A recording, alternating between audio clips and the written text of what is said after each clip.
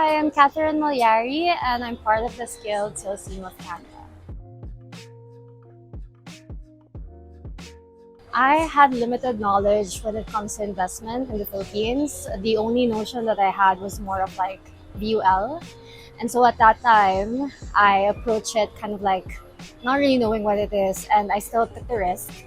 And I think 2 years in, I was so confused as to where my money was coming at, what exactly is the path going forward.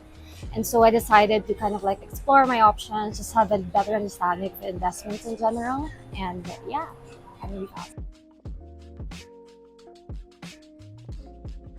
Well, it's clearly more competitive here. I've always get like a review of how my investment is at, and even within the 2 year period, it's much more than what I've gotten. I think with the 3 or 5 year UL that I had back in the Philippines, so it's definitely a good step forward. I think in the Philippines, when you hear the word investments, we usually correlate it to like insurance, limited to the usual VULs and whatnot. So a lot of people would shy away in general.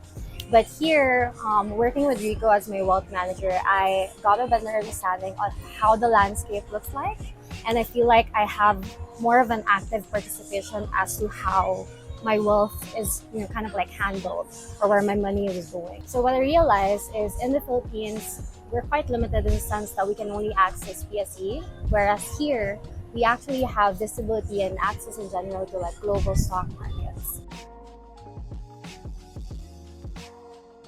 Again, I understand like in the Philippines, there might be a taboo where we kind of like usually associate investments with scams or whatnot. But here, it's very well regulated.